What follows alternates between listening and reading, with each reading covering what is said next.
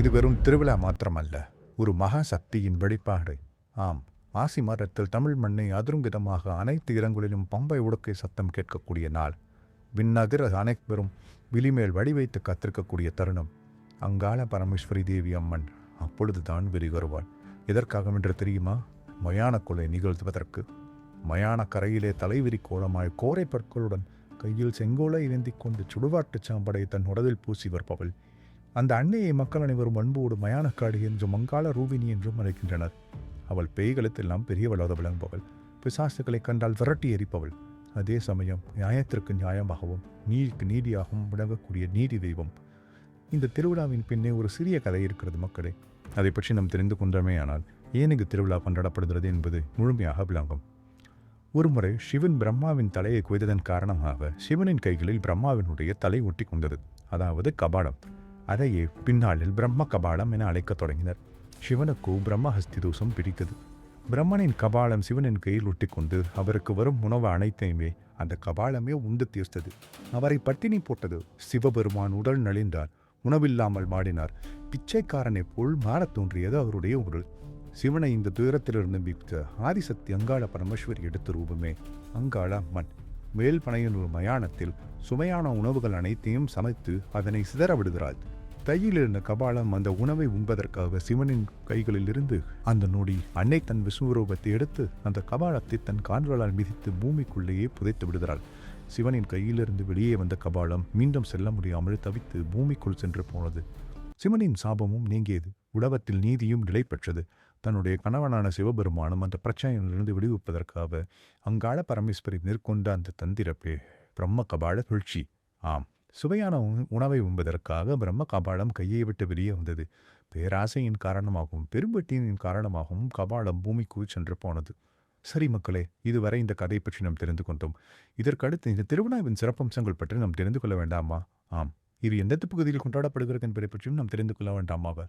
பெரும்பாலும் வட மாவட்டங்கள் மற்றும் மேற்கு மாவட்டங்களிலேயே இந்த திருவிழாக்கள் வெகு விமர்சையாக கொண்டாடப்படுகின்றன. தமிழகத்தில் அனைத்து பகுதியில் இருக்கக்கூடிய மக்களும் அறியாமல் ஒரு பகுதியில் மட்டுமே வெகு விமர்சையாக கொண்டாடப்படக்கூடிய திருவிழாகத்தான் இது இன்றைய தினம் வரையும் இருந்து போகிறது. ஆனால் மேல்மலையனூர் அங்காளம்மனை பற்றி அறியாதவர் யாரும் இல்லை. இவ்வளவு கெருக்கப்படக்கூடிய திருவிழா மிக முக்கியமானவையாக உள்ளதல்லவா? ஆம், அதை பற்றி காண்போம். முதலில் வாய்க்கரிசி மற்றும் பச்சைப்பணம் தின்னும் கோலம். இது என்ன புதியதாக இருக்கிறது? வாய்க்கரிசியா? செத்தவர்களுக்கு தானே அதை போடுவார்கள். பிணத்தை தின்னும் கோலமா? இது என்ன கோலம்? இதை நாம் இதுவரை கண்டதே இல்லையே. ஒரு சிலருக்கு தெரியும் இந்த கதை. இன்றைய தினம் நாம் உங்களுக்கு சொல்ல வந்திருக்கிறோம்.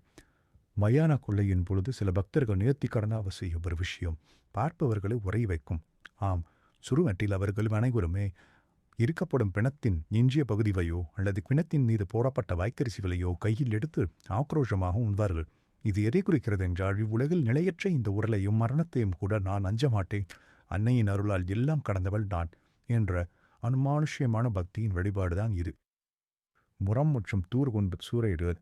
அம்மன் வேடமிடுபவர்கள் ஆக்ரோஷமாக ஆடிக்கொண்டு வரும்பொழுது உரத்தில் தானியங்களையும் சுண்டல் பழங்கள் போன்றவற்றை எடுத்து கூட்டத்தின் மீது வீசுவார்கள். இதை கொள்ளை விடுதல் என்று அழைப்பார்கள். இந்த கொள்ளை விடுதலையே உணவு, அதாவது பிரசாதமாக பலர் எடுத்து தின்னுகின்றனர். அவர்களுக்கு இந்த ஆட்டம் முழுவதும் தீய சக்திகளின் பயம் இருக்காது என்பதும் தீராத நோய்களையும் இந்த கொள்ளையிடப்படக்கூடிய பொருட்கள் தீர்க்கும் என்பது அதன் ஐதீகமாக இருந்து வருகிறது. மற்றொன்று உருவாரகம்பல் மற்றும் ராணி என்பதான அம்மன். மயான கொள்ளைக்கு முந்தைய நாள் இரவு மயானத்தில் இருக்கும் மண்ணை குவித்து அம்மன் உருவம் போல பெரிய அளவில் செய்யப்படுவார்கள். இவளை பெரிய அச்சி என்று அழைக்கப்பட்டு வருகிறாள் பல இடங்களில். இதற்கு உருவாரம் என்ற பொருள். மறுநாள் திருவிழாவின் உச்சத்தில் அந்த உருவத்தினை உடைத்து சிதைப்பார்கள். உருவானது ஒரு மக்கள் மண்ணோடு மண்ணாக போகும் என்பதுதான் அதன் தத்துவம். மற்றும் ஒரு மிசாரமான ஒரு செயல்பாடு குடல் மாலை அணிதல். சில தீவிரமான பக்தர்கள் ஆடு அல்லது கோழியின் குடலை மாலையாக கழுத்தில் அணிந்து கொண்டு வருவார்கள். இது எதற்காக தெரியுமா? தக்ஷவன் செய்த யாகத்தை அடிக்க வந்த காளி அங்கிருந்தவர்களின் குரலை விரும்பி மாலையாக போட்டுக்கொண்டாள். அந்த ஆக்ரோஷ தோற்றத்தை நினைப்படுத்தவே இப்படி செய்கிறார்கள். அங்காள பரமேஸ்வரி எளிய மக்களின் தெய்வம். கிராமத்து எல்லைகளில் காவலாளியாக இருப்பவள். பழங்கால தொத்தை போருக்கு சில வீரர்கள் இவளை வணங்கிச் சென்றால் வெற்றி நிச்சயம் என்பதற்காக அவளை நம்பி வந்தனர். அதற்காக உயிர்வலை கொடுக்கும் வழக்கமும் இருந்து வந்தது. இன்று இந்த நவீன காலம் மாறினாலும் மக்களின் அசைக்க முடியாத நம்பிக்கை இன்றும் அதே வீரியத்துடன் கடைபிடிக்கப்பட்டு வருகிறது. அவ்வளவுதான் மக்களே. இதுபோக இந்த கதையில் நாம் சொல்லக்கூடிய திருவிழாவின் சிறப்பென்றால் கருமை நிற ஆடை அணிந்து வந்தால் அங்கே வேறமட்டு வருபவர்கள் துரத்தி அடிப்பார்கள் என்ற பொருள். அது மட்டுமல்லாமல் பிரம்ம கவாடம் எப்படி சிவன் கையில் இருந்து வெளியே சென்றது என்பதை பற்றிய கதைகளும் இங்கு விளக்கப்படும். அனைவரும் தங்களுடைய நேர்த்திக்கடனை செலுத்தி அம்மனின் அருளை பெறுவதற்காக இந்த தினத்தில் ஒன்று கூடுகின்றனர்.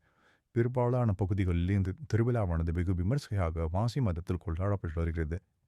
இந்த திருவிழாவானது சிவன் ராத்திரிக்கு அடுத்த நாளாக பிரசித்தி பெற்ற இடங்களில் மிகவும் அங்காள பரமேஸ்வரி அம்மன் அலங்கரிக்கப்பட்டு அனைத்து மக்களின் குறைகளையும் தீர்ப்பதற்காக நகர்வலம் சென்று வருகிறார். ஆனால் எந்த இடத்தில் செய்யப்பட்டாலும் சிறப்புமிக்க பகுதி வெழுமலையடூரே. இந்த கடையின் இறுதி பகுதிக்கு நம்ம வந்திருக்கும் மக்களே, சுடுவார்க்கில் பாதி பணத்தை வெந்து கொண்டிருக்கு மறுபாதி சாம்பலில் அமர்ந்து நீதி வழங்கும் வந்த தாய் தீய சக்திகளிடமிருந்து மக்களை காக்கும் ஒரு பெரும் மரணாக திகழ்கிறார். தமிழர்களின் ஆன்மீக வரலாற்றில் மயான கொள்ளையில் பெரும் சடகல்ல, அது ஒரு தீமையை அழித்து நன்மை நிலையாட்டும் ஒரு மகாசக்தி போராட்டம். மேல்மலை என்ற ஒரு மண்ணில் கால் வைத்தால் எவருக்கும் சிலருக்கும் ஒரு விதமான அங்கே இருக்கக்கூடிய சாம்பல் தூசி அல்ல மக்கரையில், அது அன்னையின் அருட்பிரசாதம். ஒரு கையில் செங்கோல் ஏந்தி நீரின் நிலநாட்டும் அந்த அன்னை மறுக்கையில் உடுக்கு ஏந்தி மரண பயத்தையும் காட்டிக் கொண்டிருக்கிறாள். இதே போல செந்திர கண்களும் சிதறிய கூந்தலும் சுடுகாட்டுச் சாம்பலையும் பூசிய மேனியோடு அவள் காட்டும் பொழுது அந்த விஸ்வரூபத்தை காண நம்மால் இயலாது மக்களே. அத்தகைய சக்தி பெற்றாவள் அவளுடைய மண்ணை மிதித்தால் ஆடாத பேய்களும் ஆடும், ஓடாத பிசாசுகளும் ஓடும். இவ்வளவுதான் மக்களே அங்காள பரமேஸ்வரி அம்மனை பற்றியும். மேலும் பல கதைகளை தெரிந்து கொள்ள வேண்டும் என்றால் தொடர்ந்து நம்முடைய சேனலை நீங்கள் சப்ஸ்கிரைப் பண்ணி வச்சுக்கோங்க. அடுத்தடுத்த பாகங்களில் அங்காள பரமேஸ்வரி அம்மன் இப்படி தோன்றினாங்க அப்படின்னும் பெரியாந்திச்சி பெரியாச்சி இவர்கள் இருவரும் யார் என்பது பற்றியும் நம்ம விவாதிக்க இருக்கிறோம் மக்களே. மறக்காமல் அவங்க கதையை நீங்கள் தெரிஞ்சுக்கணும்லாம் நம்ம சேனலை சப்ஸ்கிரைப் பண்ணிவிட்டு இந்த வீடியோவும் உங்கள் ஃப்ரெண்ட்ஸுக்கு ஷேர் பண்ணுங்கள் மக்களே.